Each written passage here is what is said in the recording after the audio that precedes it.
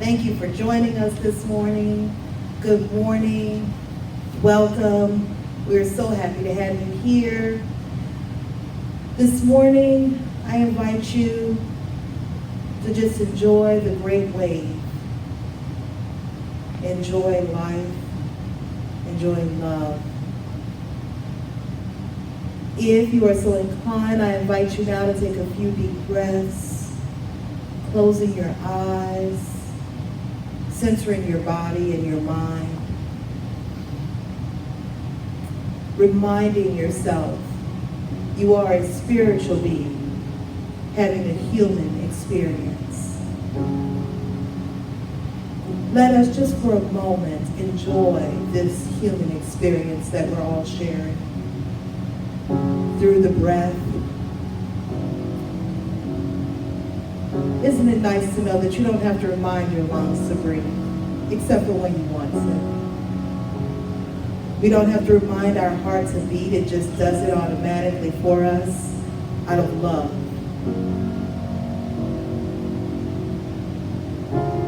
And whether you're having a rainy day or a sunny day, a hot day or a cool day, you get to enjoy today.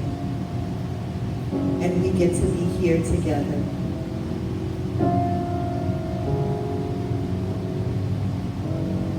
As you center yourself, I invite you in this remembrance with me. Universal love enfolds me. Universal wisdom inspires me. Universal spirit enlightens me. Universal power encircles me. I am one, and all is well. As we begin the inner healing process, let me invite you to relax in quiet confidence, opening yourself to the miracle-working higher power. Now symbolize the unity of your thinking and feeling nature by touching your chest with your right hand, and let my words act as your own for your own inner healing, acceptance, and receptivity. I acknowledge that there is a power, intelligence, and wisdom greater than my own. I am in the midst of it, and it is in the midst of me, sensitive and responsive to my every thought, word, action, and feeling. I now make this true for myself by saying aloud, I acknowledge. Acknowledging the higher power working through my life, I admit that I am personally responsible for solving my own problems while being guided and assisted by something greater than myself. As I am ready to surrender the conflicts of my ego to the wisdom of the infinite presence, I simply speak these words, I surrender. Knowing that forgiveness is the key to unconditional love and the feeling of heaven, I now unconditionally forgive anyone and everyone who has ever injured me in any way, real or imagined. And I now forgive myself for all of my mistaken judgments and their resulting actions. From my deepest level of understanding, I now say, I forgive. Realizing that I continually experience the effects of my own thinking, I now choose to allow this higher power to recreate me deeply, filling my mind with thoughts that are only constructive, positive, loving, and beautiful.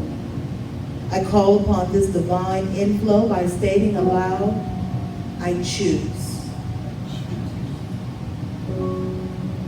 I now center upon that one special idea that I'm willing to accept as real for me in this coming week. Visualizing that idea as already acted upon and brought to pass. In seeing my idea become a fact of my experience, I enjoy the happiness and peace of my thought fulfilled and gratefully speak these words: I accept. Knowing that I have an everlasting place in the midst of the power that sustains all creation, as well as the support of all those around me, I allow myself to relax in the peace of fulfillment and gratitude and say, I release. Now in my mind's eye, I envision the presence of someone near and dear to me. This could be a friend, a family member, a teacher or mentor, someone who has touched my life in deep and loving ways. Someone who may not be physically present in the room with me this morning, but I turn toward that image in my mind's eye and say, I am grateful for the good in your life. I now open my eyes and turn to the world around me and joyfully to the person next to me, whether in the same room or virtually, and share my gratitude and confidence with them by saying, I am grateful for the good in all of your lives.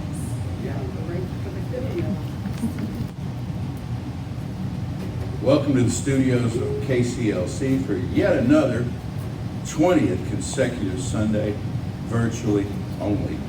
Lisa was mentioning she saw in the vestibule here. Isn't that a wonderful word, vestibule? Don't you love that? I say that to Jeffrey sometimes. In the old days when I'm sitting over there by him, I'll lean over into his ear and I'll just say vestibule, just to get a reaction, you know. Anyhow, in the vestibule there is a stand-up lucite rack of calendars of Creative Life events, the most recent of which is March. That's just sad. That's just sad. But we're going to make the best of it, aren't we? As we've been doing, Yes. Going forward. We need a little salvation. Today's about salvation and self-discovery. I'm reading to you here from A Holmes ReAder on Meaning, available from the Science Mind archives, the link for which Danielle has just put in the Facebook feed. It's also in our weekly emails. Ernest Holmes says this, the road, he says, the road to self-discovery often calls for a clearing away of the underbrush of ignorance, fear, superstition, and sense of isolation, which have made us feel we are unworthy, unheld, and lost. In the divine providence of good, salvation is unnecessary, but self-discovery is essential. We do not save that which was lost, we merely discover that which needs to be found. And isolation jumped out at me in there. We're having an experience of that now. We're all needing a little something. We're all needing to have our lives changed a little bit. We all want to change the way we live. So I got an article pop up on my news feed, which I haven't read yet. But just the headline intrigued me and I wanted to share it with you. It said, blank blank can change the way you live. Blank blank can change the way you live. You know what blank blank was? What are you thinking? Spiritual practice can change the way you live. Deep meditation can change the way you live. Forthright communications can change the way you live. No, it was baking soda. Baking soda can change the way you live. I haven't read this yet. I'm curious to know how exactly baking soda can change the way I live. 6 months ago, a year ago, it would have been baking soda, not just for kitchens anymore. Baking soda, your unexplored household friend, baking soda. Now it can change the way you live. Why? Because people are looking to change the way they live. And they're going to seize onto, this is good marketing, they're going to seize onto whatever can accomplish that for them. So I have some ideas for you today on how to change the way you live. And it's all an interior thing. Because for 20 weeks now, we've been pushing the rock up the mountain. You know, trying to change what's happening in the world, or expecting somebody to swoop in, or some power to come in from, what is it, Deus Ex Machina, come in from the stage wings to change what's so, and instead we're still dealing with what's so. There were 67,000 new cases of COVID-19 reported yesterday in the United States of America. This thing is not going away. I want to tell it like it is. I want to tell it at the factual level so that we can acknowledge that and move to truth. And this is how you want to proceed in your spiritual work, because I get questions about this sometimes. Are you telling us to stick our heads in the sand? No, actually, if I were telling you to stick your heads in the sand, I would say, please go, stick your heads in the sand. All I have said to do with your head has been wear a mask. Put a mask on the front of it. That's all I've said from the stage. I've not said anything about burying your head in the sand, okay? So I live in the same world you do. These folks here, the other 5 who were in the room with me this morning, who are here virtually every week, and just, we could not do this without them. They are, from my left to right, Melody Berry, Danielle Mercado, Reverend Lisa Ryan, Brian Schwanitz, over here in the far corner. In this corner, in the blue jeans, light blue shirt, weighing in at probably no more than about 175 pounds, I would guess, dripping wet. 170, really? 164. I overstated. Jeffrey Oshman, our music director. They all live in the same world. They all live in the same world, as I do, as you do. We all read the same stuff, or pretty much the same stuff, and we all have the same reaction to it, of fear, of doubt, of anger. What they know, what I offer you, is a place to take that. It's not about the facts, it's about the truth. There are some things that don't change. Actually, there's really one thing that doesn't change, and around it all change moves. And the one thing that doesn't change is that you are the experience that Spirit is having in this world at this time by means of you. Everything else is up for negotiation except that. You are part of this one. You are held. You are never isolated. You're never alone. You're never set off to your own devices. You have powers within you that are unexplored, that are unimaginable, but realize, as even Jesus the Christ did, that they're not of your making, these powers. They're not your creation. You use them. You plug into them. And to the degree that you plug into them, you have access to them. And to the degree that you don't, you get stale and you lose access to them temporarily, at least in how it seems. Once you come back to it, it's fresh and new. But you get out of the habit. You get out of the practice. So much of healthy living is about habit. It's about building a habit. This is why I jump up and down about this stuff, and our ministers and practitioners do in teaching this. This isn't just one feel-good talk and off you go and you're set. You got to work this stuff, especially in the onslaught of news that we get. See, if we were a doomsday cult, on one level, this would be a lot easier, because we could say it's all down. We're all, uh-oh, any minute now, and everybody'd agree, and there we are, and we wouldn't have to do anything about it but crawl up under the bed, you know?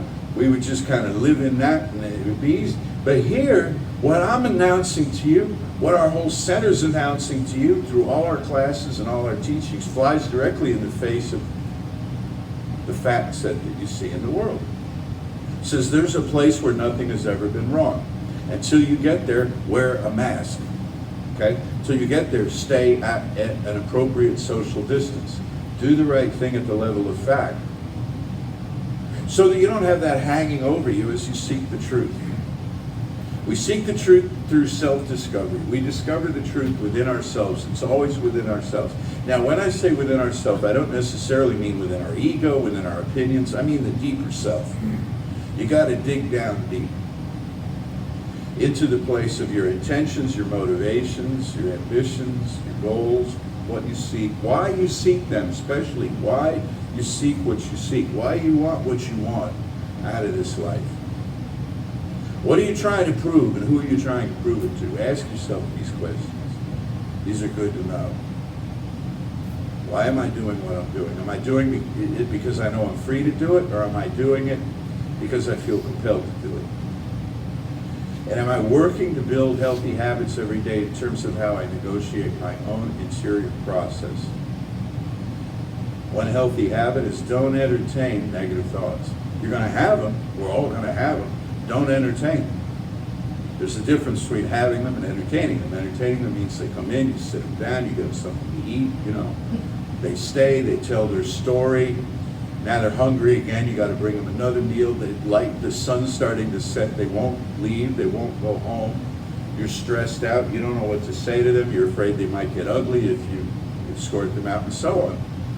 Don't entertain them in the first place. The what ifs of doom. The what ifs of doom do you no good. Now, if it occurs to you like this weekend, we've been told, well, there's a tropical storm. There is. It's vacillated between that and a hurricane, and it hit South Texas, about 500 miles south of us.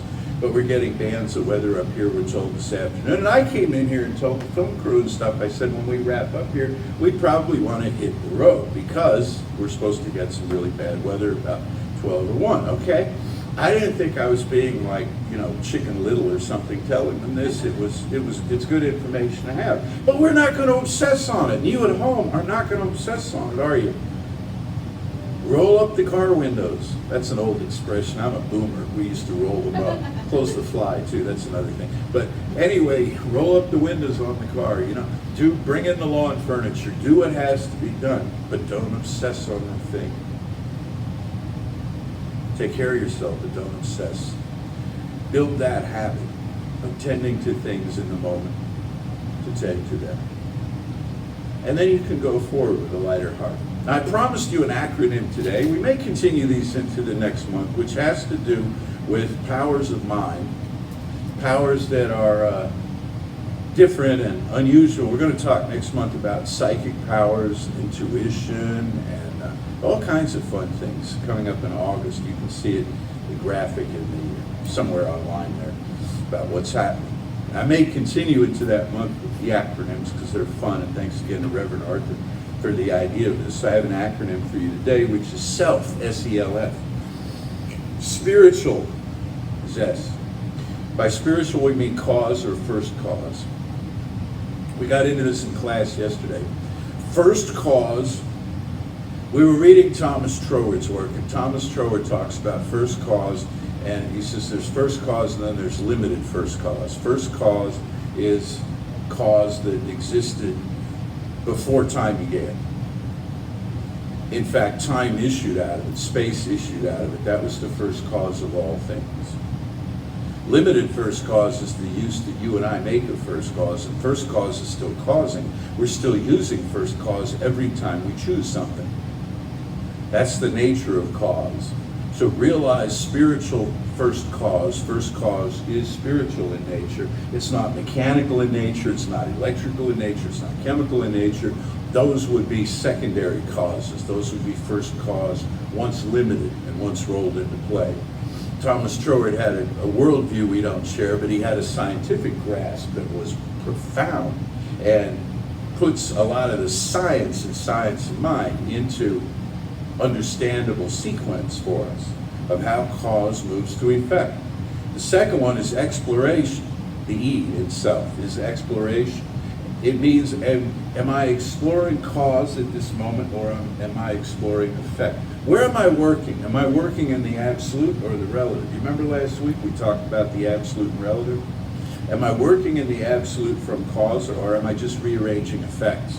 Rearranging effects is fine, but don't expect them to turn into representations of first cause without some mojo on your part in terms of feeling and assigning to them causation. And when you do that, you realize this is your co-creative power with the universe, is you assign causation. You say this thing is going to cause me to feel, this thing is going to cause me to manifest. Ultimately, it's going to cause me to be something. You assigned that, no one else did. When people succeed at things in life that astonish you and me, what they've done is they have relegated to a place of effect something else that we would have taken as cause, and vice versa. You see what I mean? They're looking at, well, for example, baseball season just started. Are you excited about that? It's a real different baseball season this year. Okay. All sorts of new players are out there. We're playing a team this weekend here in town that has like lots of rookies on it. And so these players, they're playing they're not playing in front of fans like they'd expect, but they're playing in the big leagues for the first time. And they're not doing this from a place I shouldn't think of being rich and famous, having their face on the Wheaties box. They're doing this because they like to hit a ball. They like to throw a ball, catch a ball, hit with power. Those are your 5 tools if you want to know for baseball. You know, run, field, throw, hit with power. Those are your 5 tools. And if you have those 5 tools, your success is assured. Most baseball players don't. They have 3, 4, some even have just 2. But they're so exceptional at the 2, they, succeed. Well, they're succeeding because in their minds, what they're about is hitting a baseball. They're not about impressing me or you, see? And so, but you and I look at them as fans and we say, whoa, imagine that. What are they paying this person? And we look it up, and are they on the Wheaties box this month, or are they on the magazine cover or whatever? To them, it's ordinary. Anybody who achieves something amazing. The fellow you spoke of, Brian, who was awarded the Nobel Prize, wasn't sitting there and what did he do? Was he for poverty? A peace prize, okay. Peace prize for eradicating poverty. Eradicating poverty. See, he's not out there eradicating poverty saying, maybe this wins me that prize. Y'all watching? Media here? This is me eradicating poverty, hello. No, he's out there from this open-heartedness doing what he does. And somebody noticed it and they decided to award him that prize. You and I look at it and we say, oh, this is a prize-winning individual. That's probably pretty low on his list of priorities. If he had to trade in that prize for one more person getting fed today, I bet he'd do it. Somebody in that place would. And so would the chemists and the physicists and everybody else that gets awarded Nobel Prizes. They're not thinking about that. But you and I, as spectators to that, you see, we assign to them different motives, perhaps, than they actually have. Well, that's where the difference between cause and effect. What moves you is not what moves somebody else. You want to find out what moves you. Even if you're in the business of marketing stuff to other people, you want to find out what moves you and then speak from that truth. Speaking of baseball, as the old age fades away, and it can't fade too fast. Brian's smiling because he thinks I'm going to talk about Alyssa Nakken, and I am. Alyssa Nakken, coach with the San Francisco Giants, first woman coach on a Major League Baseball team. The other night was put in as the first base coach and became the first woman in history to wear a Major League Baseball team's colors on the field in an actual game. How excellent is that? 4 or 5 years ago, I told you a story about a woman whose name I do not recall, it's in my notes at home, who at the time was a junior college baseball pitcher in Louisiana.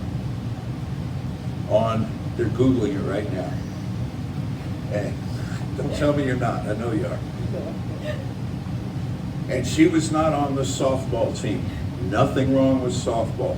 Beautiful game, But she was on the baseball team. She was on the JUCO baseball team, and she had a wicked, I think she was a southpaw, and she had a wicked overhand curve. And no one can hit it. I don't care who throws it. No one can hit a good overhand curve from a left-hander. Say it again? Sarah Hudek? Yes. Yes. Sarah, say it again? Hudek, H-U-D-E-K. Hudek. Sarah Hudek. I think it was Bossier City, Shreveport. Yep. Yeah. Whoa, what a memory. Yeah. And people will say, well, in the 5 tools of baseball, can a woman hit 100-mile-an-hour fastball 400 feet to straightaway center field? There are women out there who can. Let's find them. Let's, instead of saying, oh no, that, cross that tool, hitting with power off the list, do you know for a fact that no one can? No? Well, then she's out there. Let's find her and her sisters and bring them into the game. And 50 years from now, we'll look at them the way we look at Jackie Robinson now, and we'll say, well, it's not unusual to have black people and brown people on a baseball field, on a baseball team, or Asian people, It's like, it's the team. It's the team. And now it's not unusual to have women in there too. And we'll look at these players, as players, we'll look at them for what they bring to the game and how well they play. And that will be the sole consideration, as it should be, because it's about baseball, right? Well, I spent a lot of time on the first two here. So we got spiritual and exploration, cause and effect. And we have live, or if you prefer live, as we are today. Live, now, not later, here, not there. The application of spiritual principle in the moment does amazing things. It got Alyssa knocking on the San Francisco Giants coaching staff and onto the field. Won this man a Nobel Prize. I'm pointing at Brian, he just won the Nobel Prize for music. Did you know that? It's excellent.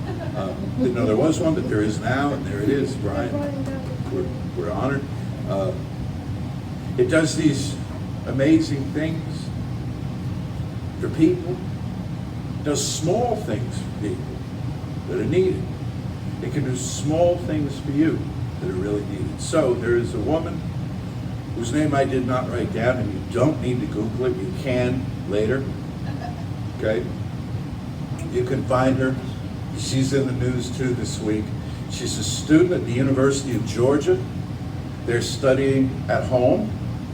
She was taking her economics final online, and the sub sandwich she was eating had a meatball fall out of it onto the keyboard, and it shut her browser right in the middle of the test. About 40% of the way into the test, and she got a 39.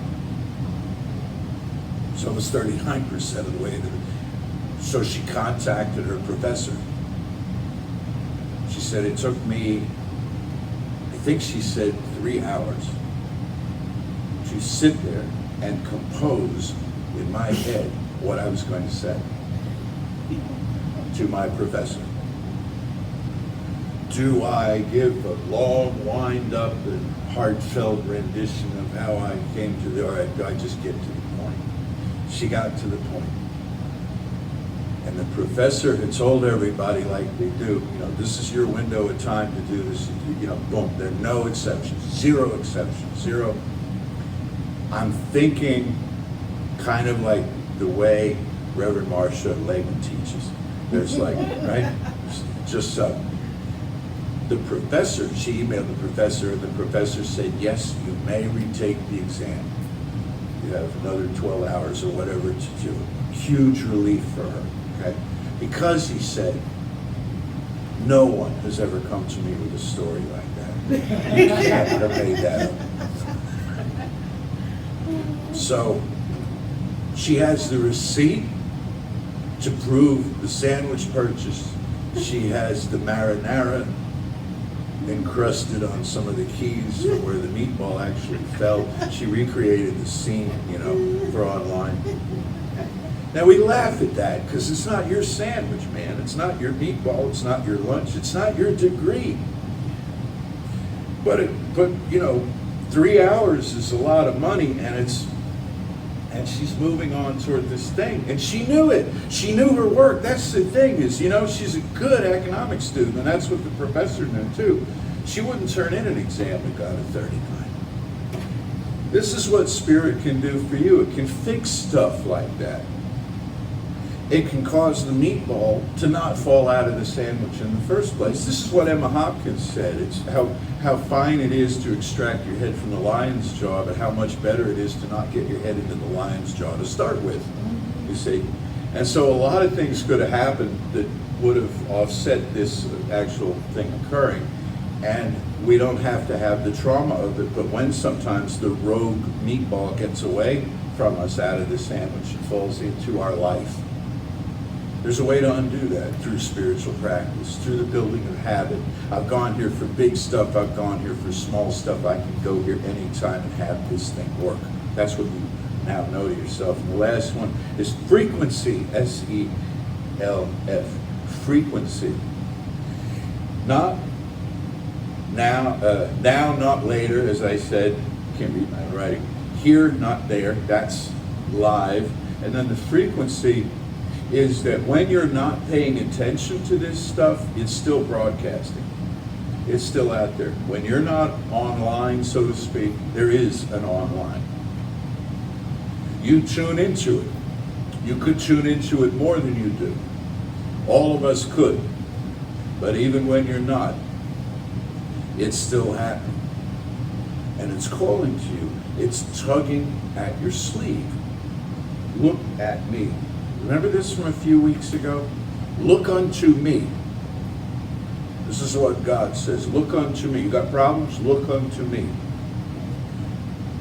I will cast mine eyes unto the hills from whence cometh my help. I will look unto Spirit. I could do that more than I do.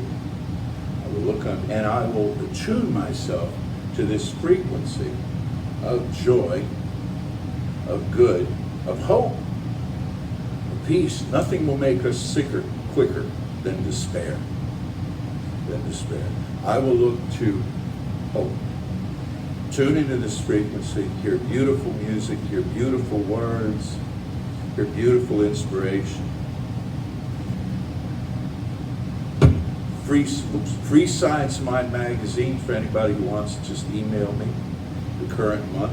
This is on the frequency. And I'll close with this because it's a kick. You creative life people, you never cease to amaze. We have this online thing on Facebook, and we started the morning with one like shy of 1,000. Am I right? Have we got it yet? Is there somebody out there? Would you like to like us? We'd love you to like us. Would you like us? Like us, please. And we'll have 1,000 likes on our Facebook page. Won't that be exciting? All sorts of doors will swing open to us. People will brush aside those with 800 or 900 to get to that with 1,000. And those are the people that I want to tune into. They have something useful for me. But you never cease to amaze me, creative life people, with how you do absolutely whatever it is you want. Because last week, we put in all kinds of work on this service. The musicians rehearsed. I sit there tearing out what's left of my hair, trying to come up with a great talk for you. Our tech team, everybody pulling this together. We had many positive comments on last week's service. And then Lisa went outside and took a picture of the garden, and it got 3 times as many positive comments as the service did. Well, following my motto, give the people what they want, what we're seriously considering doing is shutting down these services and just setting up a garden camp. No, we're not. No, we're not. I'm kidding. No, we're going to keep doing this. And I'm being funny with it because it makes you happy. If it brings you joy, and some of your comments really said that. One of you said something like, I involuntarily took in a deep breath when I just looked at the garden here. Because it's like an anchoring device for you. It feels like home. It feels like safety. It feels like bliss. I don't know what it feels like to you, but you know. And if that's the thing that you need, come get it. Come have it. Have at it. Whatever aspect of this is working for you. Whatever it takes to keep the hope alive, to keep the strength going in your heart. No. Well, these talks, the readings that Lisa and David do during the week, the Zoom classes that we have, more will be starting soon. We have 2 book studies coming. Danielle's going to tell you about the announcement time. Make use of this and other spiritual centers for spiritual living and unity churches and others of like mind around the country. Tune into them, see what they have going on. I was talking to somebody this week, says they had 3 going all at once last week. Bouncing between you. You don't like what one of them says, tune them out, go to the other one. Okay? Go to the one who says it's easy, it's effortless, you don't have to do a thing. And then come back here and we'll say, it's easy, it's your nature, but you will have to do some things. You have to remember, you have to tune into that frequency. Let's do that now. There is one life, one power, one presence, pure spirit. And on this sunny, then rainy, then sunny, then rainy kind of day that we're in the heat of late July,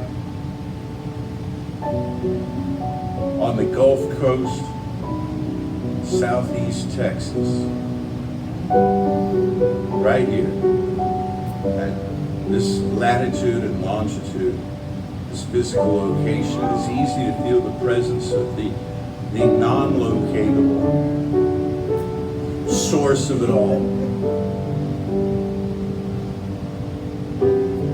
that is present at every point within creation and yet is greater than the sum of its creation. Only an infinite system can do this. It never began, it'll never end. There's nowhere that it is exhausted and nowhere that it is piled up in greater quantity than anywhere else. Instead, equally spread throughout all creation is the point of limitless opportunity, the portal of awareness, announcing to us our own divine identity from which we create our destiny. That is our salvation. Not from doom and catastrophe, not from a loss of our divine estate, but in the true meaning of the word repentance, which means to rethink. So we rethink, we choose again. And each choice opens out a whole new field of possibility that wasn't there, evidently, a moment ago. Together we all choose peace, harmony, wholeness, happiness, creativity, prosperity, well-being in every sense of the word. And all of this wrapped in a package called love. Take from this what you will, what most appeals to you, what most strengthens and ennobles you. And know that you can. And know that that field from which you draw it is truly inexhaustible.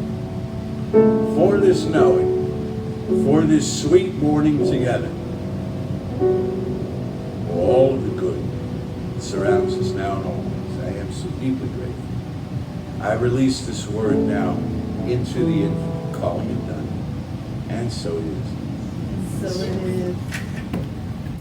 And I invite you now to say with me, divine love through me blesses and multiplies all the good I am and have, all the good I give and receive. I am prosperous now, and so it is. Okay, I had a thought on that song. Ours is a simple faith. And whatever you think of science of mind, I believe that we can boil it down to a simple faith. In whatever we do, we approach with love. Because love is that which creases the world of the universe. So ours is a simple faith in love. So with that knowing, I invite you to know that there is one life, one presence, one power, and that power is love. And in knowing that, I know that that life is my life. That presence is in me and through me. That love flows through me. And in that love, I have all of the power. And because I know this about myself, so too do I know it about each and every one of you. That power, that presence, that life, that love, that is who we all are. And in that, anything is possible. That peace train is possible.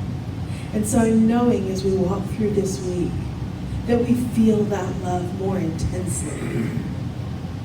And that we wrap those people in Corpus Christi, in the area of the hurricane, in that love, so that their needs are being met now, even if we don't know what they are. And that the ground is loving the rain that we are getting from this storm. And for the rest of the world, know that love is the best medicine. Yes, humor, but love. So as we walk through this experience, love is where healing is. We'll get there. We'll see you soon. And I know this in all the gratitude in my being, and I release it, knowing it is so, and so it is. Say with me now, something wonderful is happening through me.